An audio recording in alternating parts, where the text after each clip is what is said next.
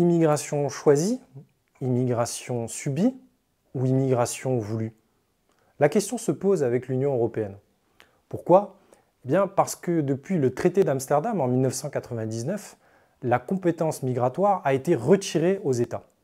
Aujourd'hui, ces décisions sont prises à la majorité qualifiée au Conseil de l'Union européenne, et ce qui signifie, pour être très clair, qu'un certain nombre d'États peuvent imposer à d'autres États une politique migratoire. Ce qui veut dire que des États peuvent imposer à la France sa politique migratoire. Vous avez un certain nombre de dispositions et de droits qui sont totalement ancrés maintenant dans le marbre du droit européen. On pense par exemple au regroupement familial, qui est le premier pourvoyeur d'immigration en France. Il fait l'objet d'une directive de l'Union européenne et donc ne dépend plus de la volonté de la France pour en changer les conditions d'application. On peut également parler du droit d'asile, qui dépend du règlement de Dublin.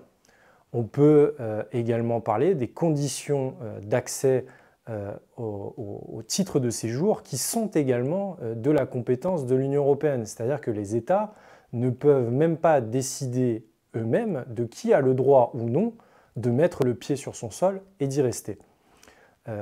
Ceci s'inscrit également dans le cadre de l'espace Schengen. Schengen, c'est quoi? C'est la liberté de circulation des personnes au sein de l'Union européenne. Il faut savoir que, contrairement à l'euro, il est obligatoire d'être dans Schengen lorsqu'on est dans l'Union européenne.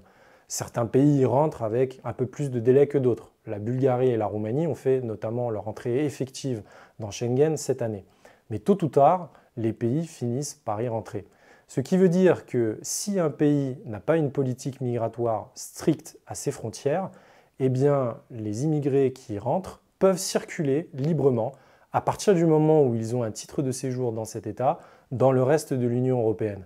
Évidemment, il n'y a pas de contrôle aux frontières, ce qui fait qu'une fois la première barrière passée aux frontières de l'Union européenne pour l'immigration illégale, eh bien, vous avez une totale liberté de circulation dans le reste de l'Union européenne.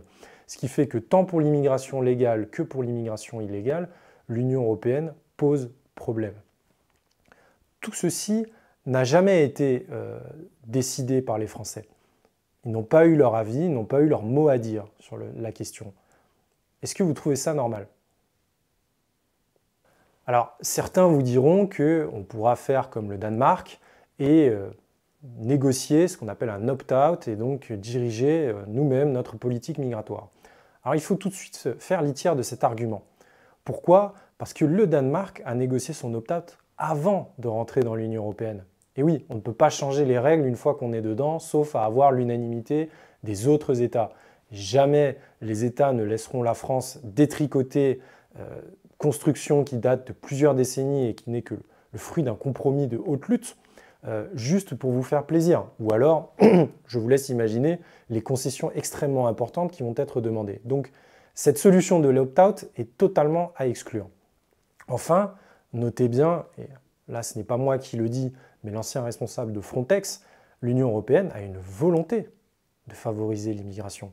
Je le disais au début de cette vidéo, l'immigration est voulue. Pourquoi?